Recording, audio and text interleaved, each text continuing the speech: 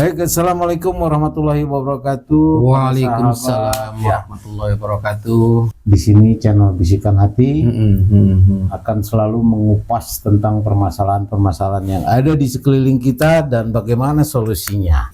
Tapi intinya Bisikan Hati itu adalah tempat curhatan, bro. Betul. Dan jangan lupa juga nih buat sahabat-sahabat Bisikan Hati untuk selalu dukung channel kita supaya lebih berkembang dengan baik ya. Amin. Tentunya Insyaallah. ya di-share lah.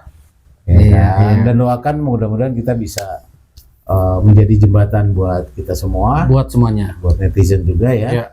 Ya. Menjadi jembatan supaya ya paling tidak ada sedikit solusi yang kita bisa bagi di sini. Welcome lah untuk masukan-masukan supaya ya kita sama-sama dan Bisikan Hati ini bermanfaat ya. Bermanfaat bagi kita semua. Bagi kita semua.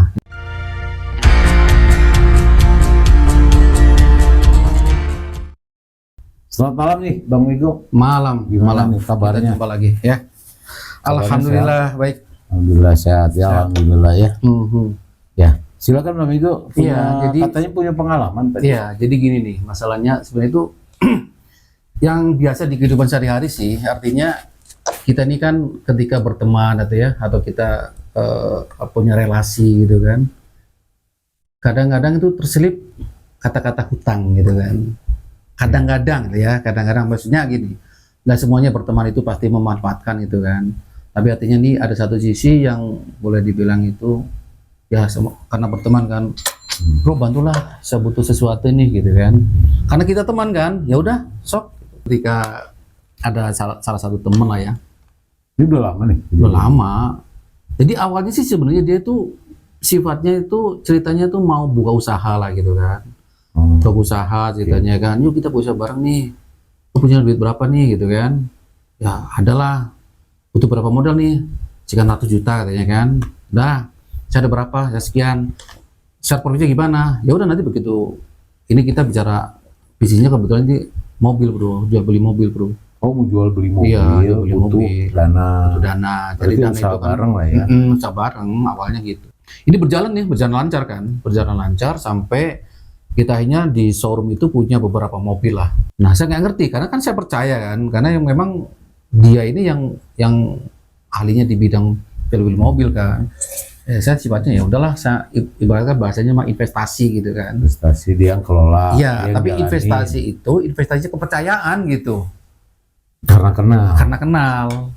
Ketika itu dia langsung jalan nih bro, jalan lah setahun lebih lah ya, lancar tuh.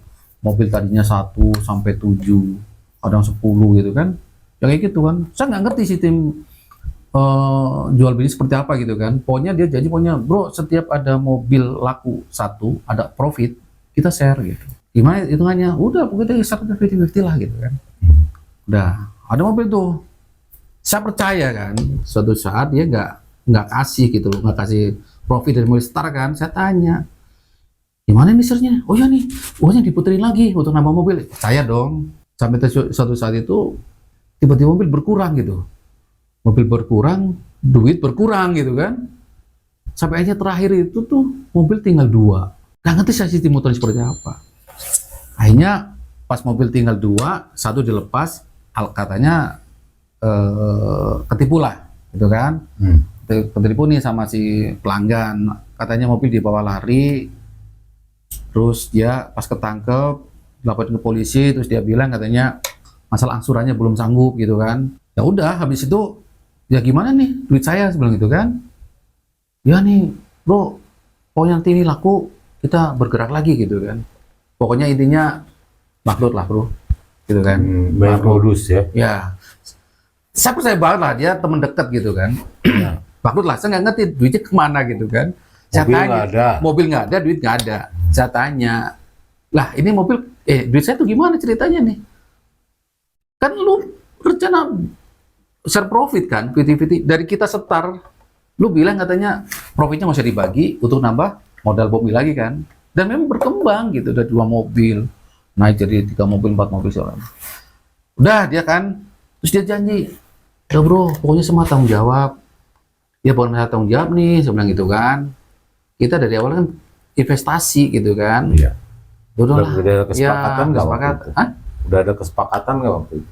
Ada kesepakatan, nantinya kesepakatan bagi profit share profitnya itu kan sebenarnya gitu. Nah, akhirnya hanya intinya dia nggak bisa mengembalikan dana saya, kita anggap utang dong, gitu kan. Saya tegur, bro, itu duit bukan minjem loh, ya kan, kita investasi kan, gimana nih kok nggak ada hasil apa-apa gitu kan, bahkan duit saya pun hilang gitu. Ya kita akhirnya kan bingung ya bro, mau naginya gimana gitu kan, bingung terus sampai detik ini juga nggak ditagih, itu uang besar gitu kan, ditagih temen gitu kan, terus temen ini juga kayak kurang peka gitu, kurang tanggung jawab gitu. Ya artinya kan dia harus tanggung jawab lah. Ketika dia bicara secara profit, saya kan bukan meminjamkan, saya kan investasi kan. Ini kalau kita kasuskan bro, maksudnya kasus penipuan sebenarnya gitu kan. Sampai detik ini Uangnya bisa disebutin nggak berapa jumlahnya waktu itu? ya kurang lebih sekitar di bawah 100 sih gitu kan. Terus? Ya udah, jadi sampai sekarang pun juga saya masih belum bisa ini. Coba kalau menurut lu kumaha tuh? Udah dihubungin tapi? Udah Pernah dikontak? Itu berapa lama itu? Dari mulai itu ya. Dari mulai awal kesepakatan mau lo investasi, mau buka usaha. Kalau sekarang itu udah 2 tahun bro. 2 tahun. Tapi kejadian itu Lebaran kemarin. Jadi Tahun berapa? tahun 2023. 23. Lebaran 2023 sekarang udah mau Lebaran lagi kan. Udah 1 tahun dia menjanjikan terus itu. Sampai sekarang. Jadi sekarang kondisinya mobil pun habis. Duit nggak ada. Pun habis. Iya. Dan saya tanya duitnya kemana? Dia selalu bilang ketipu. Kita mesti seperti apa gitu kan? Ya ketipu lah, bro. Dia nggak fair lah. Jadi Nggak fair ya. Iya, nggak fair dan nggak terbuka gitu. Padahal artinya gua invest ke dia kan kepercayaan ya, teman deket. Ya itulah bro. Jadi kadang-kadang satu sisi teman itu kadang-kadang susah juga dipercaya gitu. Saya sampai datang baik-baik kan. Pernah saya agak tegas gitu ya, agak kasar lah dia. Saya sebenarnya menjaga silaturahmi kan ke dia kan, supaya tetap terjaga lah gitu kan. Jangan gara-gara hal hutang hal kayak gini nih jadi memutuskan silaturahmi gitu. Ya. Tapi dia nggak ngerti coba. Ya gitu. Jadi Sudah sering lo datengin? wow, datengin sudah. Kalau datengin selalu jawabannya dengan bahasa khutbah Jumat gitu. Udahlah ya, kita semua kan lagi kena cobaan. Terus ya kita harus ikhlas dengan keadaan begini. Tapi lu nggak minta data, gimana sih data kerugiannya, kok bisa uang habis, kronologisnya itu gimana? Nggak mau. Uang habis, Dia mobil nggak ada. nggak ada. Itu. Dan dia masih punya utang katanya coba ke yang lain. Kok bisa? Saya nggak ngerti itu, saya benar-benar nggak ngerti. Itu tadi ya, mungkin sobat bisikan hati ya, ini pengalaman aja sih. Jadi kadang itu berteman itu harus dilihat dulu lah karakternya gitu kan. Karena kadang-kadang ya kita nggak ngerti juga ya, yang dianggap kita baik, padahal belum tentu hatinya baik gitu. Iya. Jadi Ya, di satu sisi sih sebenarnya kalau kita secara iman ya mungkin ya itu qadarullah sih. Jadi memang duit saya harus hilang, bukan rezeki saya. Itu satu sisi ya. oh ya, saya setuju soal itu. Iya kan? Ya. Tapi di sisi lain Kita mengingatkan dia, bro. penipuan sebenarnya. Iya, jadi saya mengingatkan Kasus. supaya dia supaya dia sadar lah ya bahwa itu tuh hal yang salah gitu. Memang kalau kita bicara itu ya segala sesuatu kita udah kehendak Allah lah ya. Mungkin duit saya harus begitu jalannya gitu kan. Iya. Tapi di satu sisi kita sebagai sesama teman sama akan mengingatkan bahwa hal itu tuh nanti akan ada pertanggungjawabannya gitu loh. Kecuali kalau saya ridho bro ya, itu ridho pun juga dia masih ada pertanggungjawaban dengan yang di atas. Benar nggak? Iya benar. Iya. Iya. Iya gitu. Ikhlas itu kan sebenarnya kalau kita ikhlaskan juga sebenarnya itu sama dengan kita menyerahkan masalah itu kepada Allah. Iya. Jadi ya dia urusannya sama yang jelas. Betul. Bukan buat gini loh. Bukan berarti kita ikhlas selesai masalah itu enggak. Iya, secara hablum minanas Selesai. oke lah. Iya. Lu udah maafin, Iya. lu udah ya udahlah. Iya. Mungkin gue dapat pahala ya, insya Allah ya. Ya, Tapi dengan keikhlasan itu tadi. Iya. Tapi buat dia nanti ada urusannya dengan Allah itu. Iya. Nah makanya saya sebagai teman ya mengingatkan jangan sampai itu terjadilah gitu loh. Iya. Maksud gua sih ya ingetin terus lah gitu. Iya. Karena memang kalau kita mengingatkan juga itu kewajiban. Iya, bro. Perkara dia balikin atau tidak uangnya Itu kan udah urusannya dia kan. itu urusannya dia ya. Iya. Tetapi sebagai kita yang mempiutangi Iya. dia, meminta pertanggungjawaban dia dan mengingatkan dia itu satu keharusan. Betul. Keharusan. Ya itu sampai sekarang saya belum ada titik temu. Kalau dianalisa gitu, apa yang menjadi yang lu sadari bahwa ini adalah kesalahan lu misalnya? Ada nggak analisa ke situ? Ada. Gimana? Ya mungkin gini. Terlalu percaya? Terlalu percaya yang pasti. Saya terlalu percaya. Kedua, saya terlalu terlalu menyerahkan. Itu kan artinya gini, ketika kita invest kan gitu. Mempercayakan lah ya. Kalau kepercayaan secara personal, saya juga salah di situ gitu kan. Selalu berpikiran baiklah, berpikir positif, ini teman nggak akan nipu deh, nggak akan, ini teman bener. Tapi secara bisnisnya juga saya salah, bro. Salahnya saya apa? Saya nggak pernah kontrol. Makanya sampai sekarang saya ngerti itu duit kemana, mobil kemana gitu. Loss aja gitu ya. Iya. Jadi kadang-kadang saya ada curiga apakah dia judol gitu. Sekarang masih ada nggak upaya lu bro untuk terus nagih lah ibaratnya? Masih ada. Masih. Ya itu dulu saya mungkin kadang-kadang seminggu sekali lah saya ingetin, lama-lama kok kayak capek sendiri ya bro, sebulan sekali saya ingetin gitu kan, nggak ada respon apa-apa, malah ceramah gitu, ceramain gua bro. Ya intinya ya bahwa ini semuanya agama lah semua yang dia keluarkan itu, semua jadi untuk menutupi kekurangannya itu dia pakai bahasa agama gitu kan. Ada nggak statement dari dia bahwa dia akan merealisasikan kapan atau walaupun misalkan dicicil misalkan? Loh, saya udah ngasih saran loh. Dia memang selalu bilang, pokoknya bro, kalau saya ada rezeki, saya pasti akan kembalikan. Nah, kata-kata pasti, kalau itu kan udah jelas, ya kan? Kecuali kalau gini, ntar sore ada yang bayar ke gua kasih ke lu, ya kan? Ada kepastian waktu. Kan jawabannya gini, kalau saya ada rezeki, saya pasti bayar. So, menurut lu coba, kata-kata itu menurut lu termasuk janji yang ini atau hanya... Ya kalau bicara pasti sih, saya rasa itu udah terlalu overthinking lah. Iya. Tapi kalau bilangnya, kalau baik nih ya, kalau dia baik, dia bilang, insya Allah, saya akan berusaha. Nah, makanya ini kembali ke itikat baik dia juga. Dan bahasanya adalah kalau itu kan nggak pasti, sesuatu yang nggak pasti kan kalau itu kan. Jika kalau itu kan sesuatu yang nggak pasti. Terus akhirnya gimana sekarang? Ya, tindakan sekarang, lu gimana? Sikap lu gimana? Dengan kondisi seperti ini? Gue sih tetap mencoba mengingatkan. Artinya ini udah berjalan waktu sekian tahun ya, sekian bulan nih, ya kan udah hampir 1 tahun nih. Nggak ada kejelasan. Jadi gimana nih sebenarnya gitu kan? Selalu jawabnya dengan bahasa agama. Harus gimana gitu? Coba menurut lu kumaha? Saran nih ya, saran. Kalau menurut saya sih saran kayaknya tetap dibangun silaturahmi, tetap kita ingatkan dia. Kalau perlu secara sunnahnya bro, itu dibikin kesepakatan aja secara tertulis. Terserah isinya apakah dia mau mencicil atau anggaplah mencicil lah ya. Jadi apakah dibikin secara tertulis antara pihak satu pihak dua bahwa misalkan saya akan bertanggung jawab bla bla bla bla dengan cicilan atau gimana? Mungkin ada baiknya dibikin secara tertulis karena gini itu sunnah bro. Secara tertulis itu sunnah, ya kan?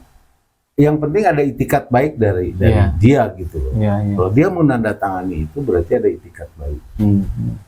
Kalau dia masih ragu menandatangani, berarti nggak jelas ada niat baik. Kan, gitu, kan. Nah, tapi ada yang saya mau tanya sekarang. Memang kondisi dia itu, lu pernah ke rumahnya? Pernah. Memang kondisinya itu susah atau gimana sih? Waktu awal saya datang sana kan udah sekitar 4 bulan yang lalu lah ya. Itu udah pindah bro, udah pindah. Karena waktu itu kan satu sama istrinya, kata istrinya itu banyak yang nagih dia. Oh, selain utang ke lu, ternyata Iya. banyak juga utang-utang lain yang nagih. yang lagi. Nah, terakhir itu setelah itu gua nggak kesana lagi kan. Pas gua telepon sama istri kan, istrinya kasih tahu kan, katanya Pak, kalau ada apa-apa telepon ke handphone saya aja. Kan saya lihat bapak kan teman suami saya, katanya kan. Karena berarti saya istrinya kan ada itikat baik juga kan. Ya. Ya, meskipun dia menghindar dari tagih-tagih yang lain, tapi ke gue dia masih nganggep bro. Tadi masih, Pak, kalau Pak hubungin. Satu ketika, ini kalau kita bicara kondisi ya, dia bilang, katanya Pak, tolong bantu saya lah. Bantu gimana Bu? Bukannya suami ibu nih yang lagi punya hutang ke saya, seperti itu kan. Enggak, ini tolong jualin kasur lah, tolong jualin kursi tamu lah, katanya. Loh, kenapa Bu? Ya banyak yang nagih. Oh, habis-habisan. Ya. Emang dianya nggak ada di rumahnya? Nggak ada. Dan terakhir itu, bukan terakhir ya, maksudnya ketika itu tanya kan, suaminya kemana Bu? Bilang gitu kan. Di kantor polisi Pak, katanya. Ada pertanggungjawaban, ada yang melaporkan, katanya. Wah, nah ini yang gue nggak pernah ngerti, gitu loh. Ini nggak pernah ngerti. Dia ditahan polisi. Nah, mungkin selang berapa minggu lah ya, dia udah keluar, katanya ditebus. Berarti ya mungkin dasarnya memang dia begitu orangnya kali ya. Karena gua kenal dulu nggak gitu bro, gua kenal dulu nggak gitu. Makanya gua agak curiganya gini, apakah dia judol gitu loh? Karena hal yang paling drastis menghabiskan harta Paling cepet ya. itu pasti judi. Kalau trading misalkan ya atau saham ya, mungkin masih ada apa ya bro, dapat Ya, loss profit gitu kan. Ini kan benar-benar habis sampai rumahnya mau dijual. Makanya terakhir kemarin katanya bro, gua lagi jual rumah. Tapi kalau rumah laku, gua langsung bayar. Terakhirnya ngomong gitu. Ya udahlah. Jadi terus saran yang kedua dari saya sih sebenarnya. Itu tadi yang pertama adalah surat ya tadi ya, buat surat Ya. perjanjian ya. Pertama, cobalah bikin secara sunnahnya kan, bikin perjanjian. Iya, iya. Perkara terrealisasi atau tidak, yang penting sudah ada Itikat. jalan, ada jalan untuk penyelesaian Penyelesaian itu masalah. dengan membuat kesepakatan secara tertulis. Memang belum gua coba bro, karena gini Ya. loh, gua masih menganggap dia teman lah ya. Ya, Artinya, walaupun jangankan kita sama teman, sama saudara aja harus begitu. iya, iya. Nah, yang kedua, saran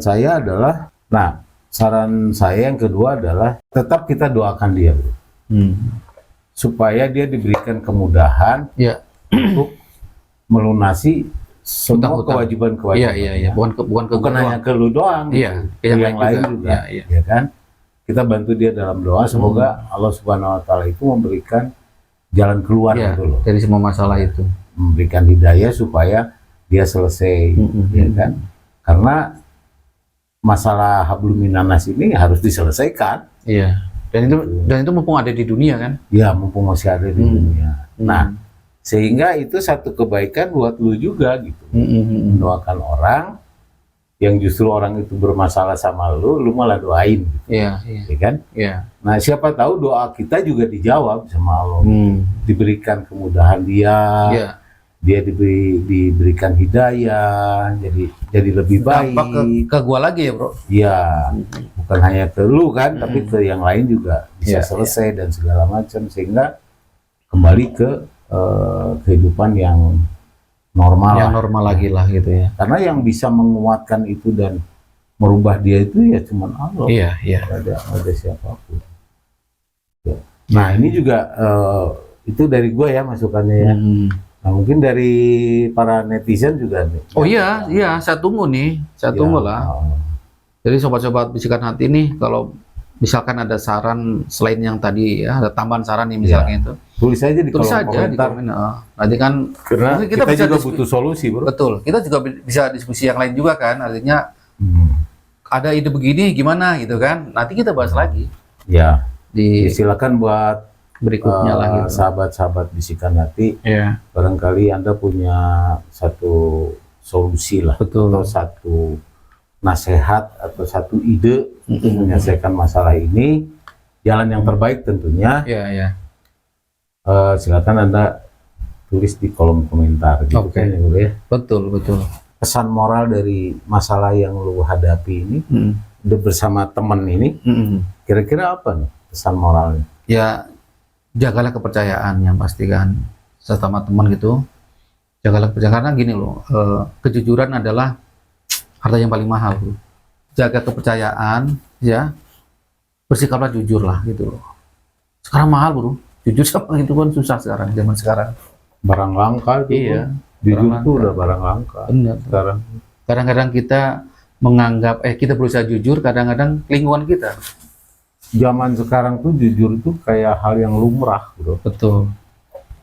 Kecuali Dan kalau rata-rata justru ini bukan mendikte atau apa atau menjudge ya, tapi lebih banyak orang-orang yang menengah ke bawah ini yang masih memegang kejujuran iya, dibanding yang menengah ke atas. betul. Ya buktinya kan korupsi lah, Ya. apa segala macam. Bahkan dari sisi keilmuan mereka lebih berilmu. Korupsi ada manfaatnya nggak sih? Ada buat si ininya, buat si pelakunya. Padahal harusnya mereka sadar gitu kan. Iya, buat pelakunya Namanya- kan manfaatnya apa? Duitnya banyak, ya kan? Nah, kalau kita bicara keberkahan, walau alam ya. Kalau Iya, orang barang-barang gitu kan nggak berkah gitu. Tapi kan yang namanya korupsi itu harusnya ya mungkin karena nggak berpikir kali, atau dia berpikirnya gini, dia akan hidup 1000 tahun, bro. Padahal kan besok lusa aja kita bisa dipanggil sama Allah. Jangan besok lusa, 1 detik kemudian emang kita bisa dijamin. dipanggil kan. Iya, emang Dan- menjamin gitu loh. Sekarang orang korupsi triliunan. Hmm. Apakah terus dia mati Dibawa. triliunan itu dimasukin ke kuburan? Kan enggak, kan cuma amal soleh yang Iya, baik kan. betul. Nah, kita doakan juga, bro, para koruptor ini supaya cepat sadar lah ya. Ya, Karena iya. Akhir zaman ini yang namanya fitnah dajjal lah katakan, Iya. itu sudah banyak terjadi. Tanda-tandanya lah udah. Iya, ada seorang anak ngebunuh orang tuanya. Hanya Ada masalah seorang- sepele lagi. Iya, ada seorang anak menghamili ibunya. Coba Oh, itu yang paling, aduh, itu mah Ngeri kan? Ngeri itu. gitu. Itu paling parah itu. Makanya kalau kita jauh dari Tuhan, Ya. jauh dari Allah Subhanahu Wa Taala, Ya. jauh dari agama, gelap, bro. Gitu, bro, ya. Ya minimal kalau kita dekat dengan agama ya, minimal kan ada yang menyadarkan lah ya. Dari ceramah-ceramah, ya kan kayak gini nih, ya kan? Diskusi kayak gini atau kita ngobrol kayak gini kan, insya Allah ada manfaatnya gitu. Yang Ya. tadinya kita melenceng kepikiran gitu kan, wah gue denger nih teman gue ngomong begini nih gitu kan. Dan mudah-mudahan juga obrolan ini juga buat sobat bisikan hati juga ada manfaatnya, bro. Iya. Gitu kan? Makanya kayak Rasulullah sendiri kan sudah bersabda, bro. Pernah bersabda bahwa yang namanya orang dengan sholat itu, bro, itu akan itu adalah tindakan sholat itu adalah tindakan amar ma'ruf nahi munkar. Jadi sebenarnya orang yang apalagi yang jidatnya udah hitam gitu loh, ya kan, kayak Saulin, ya harusnya sikap jauh lebih baik. Karena sholat itulah yang merubah perilaku sikap. manusia.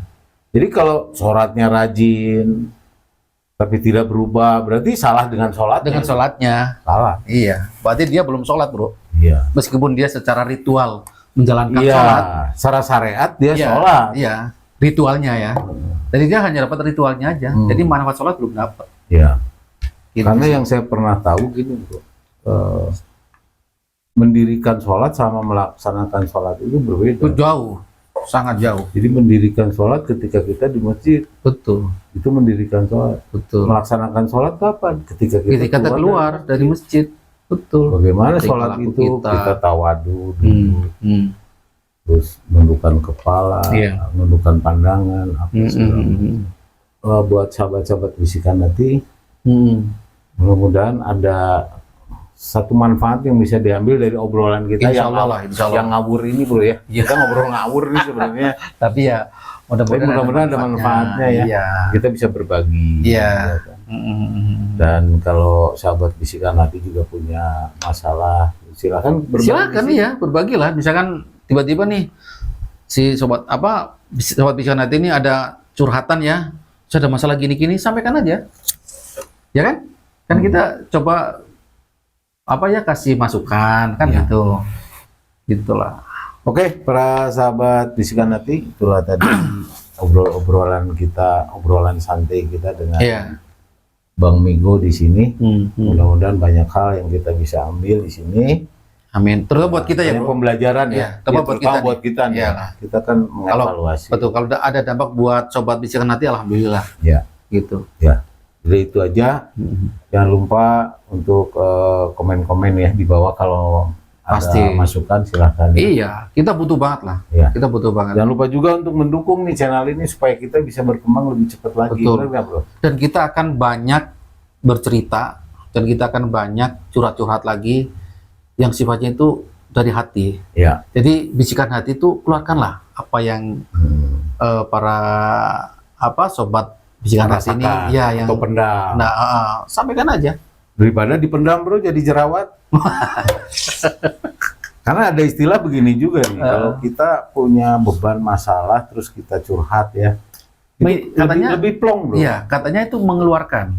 Lebih plong gitu, Iya. udah dikeluarin kan. Dan jangan salah, bro.